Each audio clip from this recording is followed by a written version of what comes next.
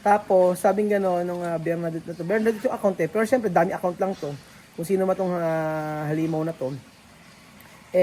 Siguro bine-brainwash si Joanna. So, okay lang. Wala namang problema. De, kung magpa-brainwash siya, kung ano man yung niya, wala naman akong ano dun eh. Ang sa akin lang ay sa tinulungan ba. Ang sabing gano'n sa, sinend lang sa akin to eh. Ang sabing gano'n ay, ang sabi na sa akin, sinend sa akin screenshot, sabi niya mapapadala na raw niya ng pera si Wesley kasi may Western Union doon. Tapos sinanong ko si Wesley kung nagpadala ng pera. Napadala ka ba ng pera ng Bernadette na yan? Kasi may screenshot sa akin. O wala. Diba? Walang pinadalang pera. So, ano? Alauna yung media, tumatawag. Sino ba? Si Wesley. O bakit daw?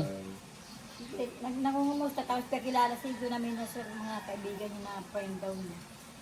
Pinakilala ni... Ni Wesley, si Jonah may sa mga kaibigan niya, daw niya, Jonah may friend niya. Anong oras tumawag? Alauna yung media. Tapos, Alam mo na, madaling araw? tapos Bakit? sabi, ano bang oras na dito? Ibig sabihin, anong oras na daw dito? Oo. Sabi daw ng Jonah, Ano sinabi? alauna yung media na. Ano sinabing anong oras dito? Kaya tanong ko anong oras. English ba? English yan. Paano ngayon? Mag-practice ka na ngayon, ate. Para si Jonah may nagsasalita siya ng English. Sabi ko, English naman salita niya. Hmm. Sabi ko, sino magtumawag sa'yo? Si Mama. Tatanong siya anong oras. Sabi yun, anong oras yung nga dito. Tapos, doon daw hapon pala. Hapon pa rin sa kanila. O, ano sinabi kay Jonah May? Tinandun nga niya sa loob. Ako naman nandito sa... Naku eh. Maaga pa lang mama tumatawag ngayon. Sabi niya, may ginagawa niya. Talaga tumatawag pa rin. Ano ba sitwasyon nila? Mag-girlfriend ba? Bakit ba? Kaibigan lang niya. Magkaibigan na lang. Basta lang si Wesley. Oo. Si Wesley naman yung tumatawag. Pero maganda nga yun kasi mag-aral muna. Ano ba si nagkatabaw na si Jonah May, di ba? Ayaw na ba Ayaw na mag-aral? No, hindi ko pa nakatatanong. Sayang naman yung uniform niya doon. Uniform. Yung uniform. Excuse me na, ma'am. Ayaw pag nag-aaral. Pang hanggang grade 2. Saan ba sa mga, Diyan lang nag-aaral. Kaya pala gusto pag-aralan dahil sa uniform. mahal kasi dito ang uniform. Sayang din kayo yung pinay. Akala ko naman kaya gusto pag-aralin para makatapos magkaroon ng magandang trabaho. Nung pala magkaroon ng uniform lang. Hindi, sayang na nakahanger na lang doon. Oo. Siguro, ay hindi, baka siguro, kausap ko na si Wesley kahapon. Tagal. Ginabi na nga ako, alas 9 na kami nakauwi rin eh. Ang daming, oo. Sa kapwa, wala pa sila. Gusto ni Wesley bumalik sa Guinea. Sa bansa nila. Ando siya sa may ano niya. Alam mo ba sa natutulog? Ang sabi pa niyan gano'n ay sa yung house daw na tinitiran mo isa gano'n daw yung tinutulugan niya sa baba. Di ba yung bahay mo, yung babae lupa lang. O gano'n daw tinutulugan niya. Oo. Ako yung higa namin ilalim, binuklat ko kagabi, ang daming alang. Baka bubagsak ka na doon. Ano sa inyo, no? Ang Dami yung pakay. Oo. Abay, nag-usap na kami ni Wesley. Sabi ni Wesley sa akin, ay babalik na raw siya doon. Ngayon, sabi ko, kung babalik siya doon, hindi agad-agad. Alam mo ba, pag bumalik doon, napakalaki na naman ang mauubos na pamasahe. Sabi ko, babayaran ko muna yung credit card ko kasi yun yung, di ba mas maganda yon kaysa yung ibigay ko agad. At least, mag-antay, di ba? Para hindi nila alam na easy to ano ka lang palang ano. Sabi ni Jun namin, nung isang araw mga nagpapakita yung si tuwa mo ng pera. Ang dami nila. Saan? Naipon, madami daw pera pinapakita. Pinapakitaan daw Jun namin ng pera. Saan? Nung bago Sa siguro. lugar. Sa lugar. Nasaan? Nasaan si Joanna nun? Andun sa kanila. Nagkakita ng pera? Pagpunta natin sa kwa, pagpunta natin sa... Yun. Ano ba tayo yung pinunta natin? Ito sama? Bad. Ewan ko. Ibig sabihin nandun na siya sa Africa, nagpakita ng pera? Sa Africa na? Nandun na yata. Sabi niya. Hindi, yung nagpakita ng pera. Ito rin dyan. Sa Africa? Nung nasa Sabi Africa, niya, ang dami ng pera. Yung ginamit yung transfer ko. pag-change ng klasetas. Ano, pinakita dollar o... Di ba Wala, na? baka pera din sa kanila. Sabi naman ni Kasi malaki yun. Isang sako yung pera nila doon. Iba yung ano. Oo, totoo naman yun. Baka naman yung pinakita na siguro yung pera. Yung nag-exchange siya na Yung pera, galing na. yung pera kasi doon, halimbawa 1,000 dito, doon sa kanila 10,000. O, dami nun. Kaya kahit isang sako, yung pera nila, mababa lang din yung, pag kinonvert dito. Wala naman na silang pera eh. Kahapon nga, sa akin, nang hihingi eh. Sabi ko, hindi, tapat naman si Joanna, sinabi naman niya sa akin na, ang pera, yung pinagpadala kasi ng 5,000 para sa pagkain lang nila.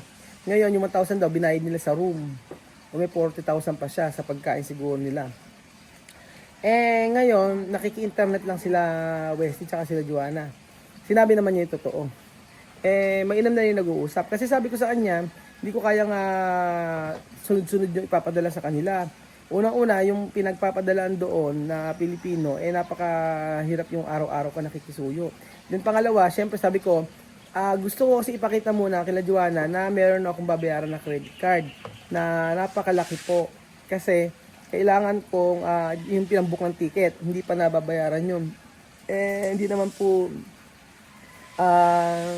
hindi pa hindi pa napapalitan sa atin. So, yun. And then,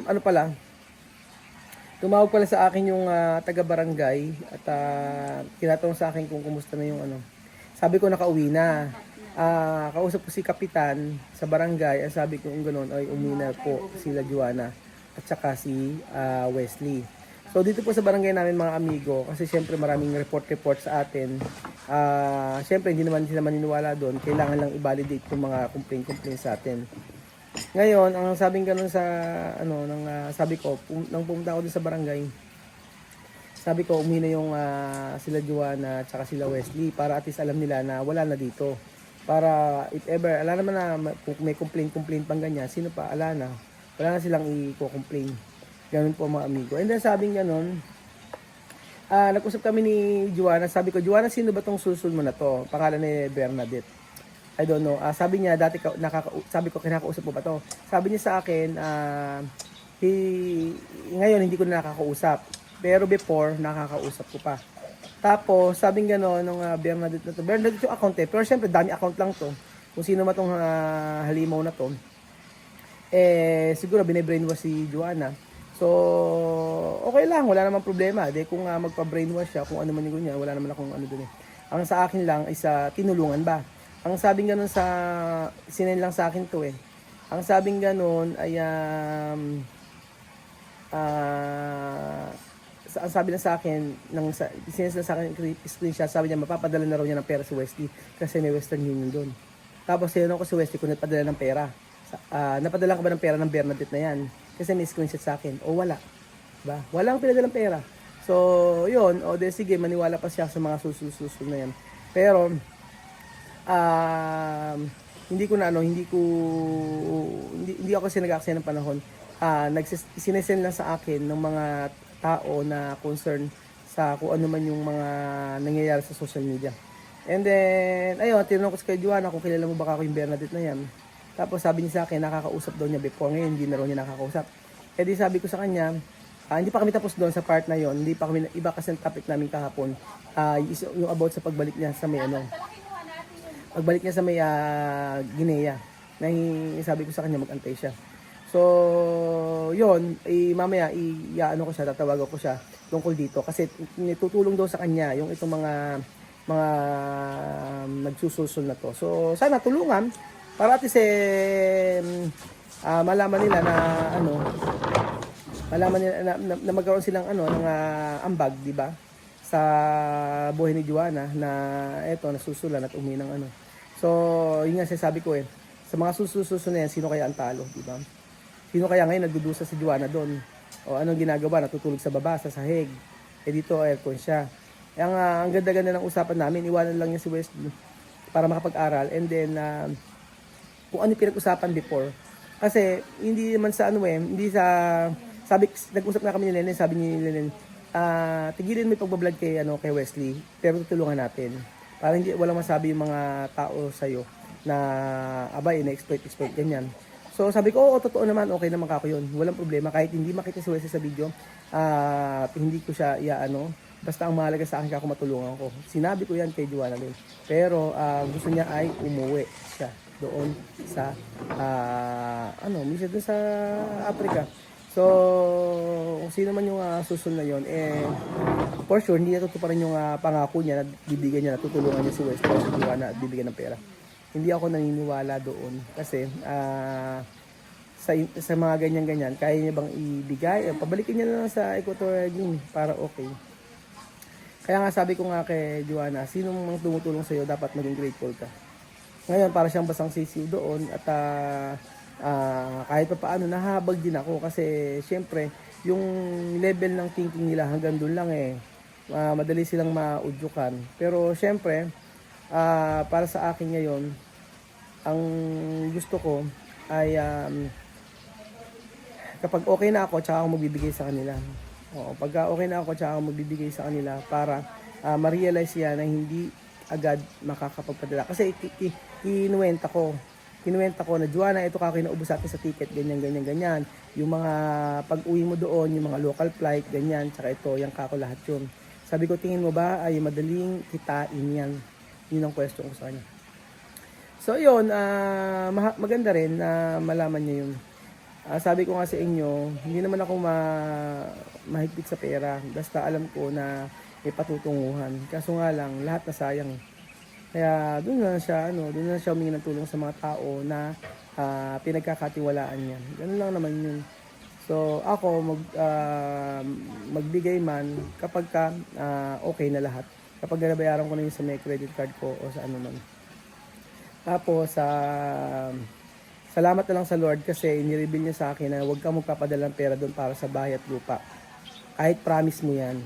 Kasi yung pera na ibipadala mo ay hindi magagamit dahil hindi naman nga makakabili ng lupa doon dahil ang passport nila ay Equatorial Guinea tapos sa Gabon bibili. Hindi siya magiging successful. So, yun, minsan talaga gumagamit ng Lord ng mga tao para i-reveal sa iyo na hindi tama yung desisyon na gagawin mo kapag sumunod ka na sumunod. So yun po mga amigo, yun po ang ano ko sa inyo. Magandang araw po muli sa ating lahat. At yan, nalaman na natin. Basta yun yung Bernadette na yun yung dami account siya actually. Hindi natin alam kung sino yung katao niya. Pero yun po ang nakakausap ni Joanna. At hindi ko pa alam kung sino pa po yung mga nakakausap niya. So sa akin man, kung ano man yun, hindi ko iintindihin yun. Basta sa akin, diretso lang kung ano man yung mga bagay na sinimulan natin. So malungkot man, pero ano pa magagawa natin? Kaya ganoon talaga ang buhay. Hindi lahat makukuha natin. So thank you so much po mga amigo at paalam muna.